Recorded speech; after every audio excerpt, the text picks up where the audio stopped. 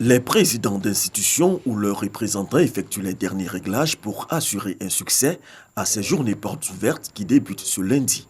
Une tribune qui permettra aux institutions qu'ils président de mieux se faire connaître des populations. C'est avec enthousiasme que nous participerons à ces journées portes ouvertes parce que s'il y a une institution qu'on ne connaît pas vraiment bien, c'est bien la SCAD. Parce qu'on parle des immortels, il y a beaucoup de fantasmes autour. Ce sera l'occasion pour qu'ils sachent qu'un académicien, c'est un citoyen comme tous les autres. La Cour des comptes sera effectivement présente à ces journées portes ouvertes. Elle va expliquer à la population qu'elle travaille pour elle, parce que nous rendons la justice au nom du peuple. Nous sommes là pour veiller au bon emploi des ressources publiques. Le ministre chargé des relations avec les institutions déroule les temps forts de ces assises. Ces journées portes ouvertes sont composées de deux aspects. Il y a des panels qui vont meubler donc ces journées et il y a les stands.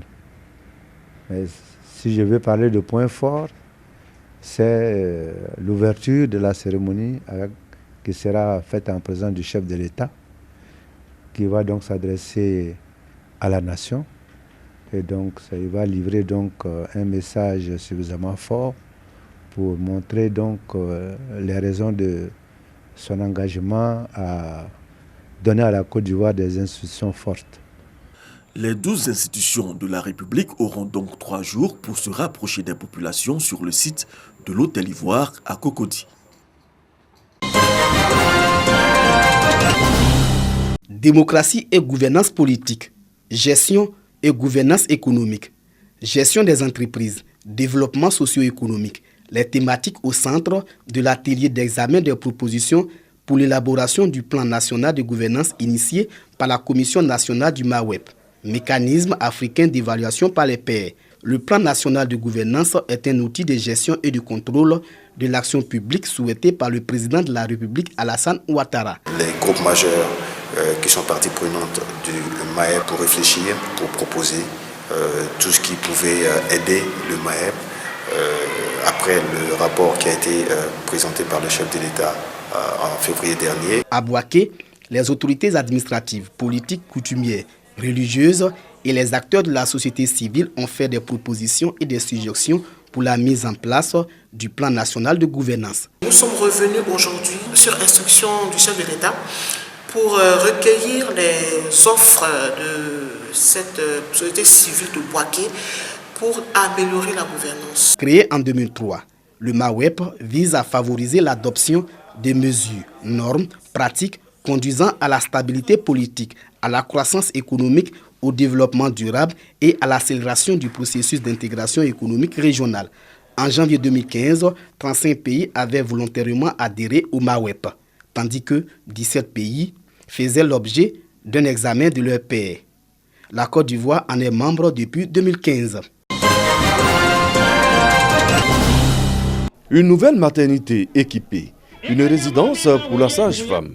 Voici ce qui constitue un véritable soulagement pour les populations de la sous-préfecture de Togo-Niéré dans la région du Tchologo. La remise des clés de ces infrastructures, qui s'inscrit dans le programme social du gouvernement, a été transformée en instant festif. Aujourd'hui, avec l'avènement du président Alassane, le ministre me charge de vous dire qu'aujourd'hui, ce qu'on voit là, c'est rien. Demain est encore meilleur. Demain est encore meilleur pour Togo-Niéré. Ce n'est pas tout. Érigé en sous-préfecture, les conditions de travail du sous-préfet de Togo-Niéré vont s'améliorer d'ici peu.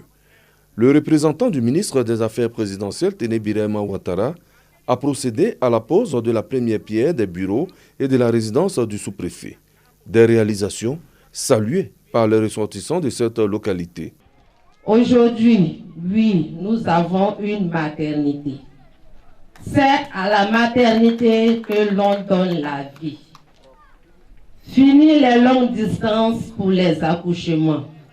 C'est pourquoi toutes les femmes présentes ici se joignent à moi pour dire infiniment un grand merci à Monsieur le ministre Téné Birahima Ouattara. Une occasion pour le parrain de cette fête aux saveurs de développement d'encourager la population à garder espoir quant à une Côte d'Ivoire tournée résolument vers son développement. Beaucoup de choses qui se disent, mes chers parents, fermez les oreilles et regardez autour de vous. Est-ce qu'en 7 ans, est-ce que les choses n'ont pas changé? Est-ce que les lignes n'ont pas bougé?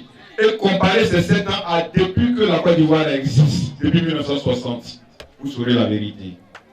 Toujours dans le cadre du programme social du gouvernement, 300 malades souffrant de la hernie sont en train d'être opérés. 100 à Fekessi-Dougou, 100 à Kong et 100 autres à Wangolo-Dougou.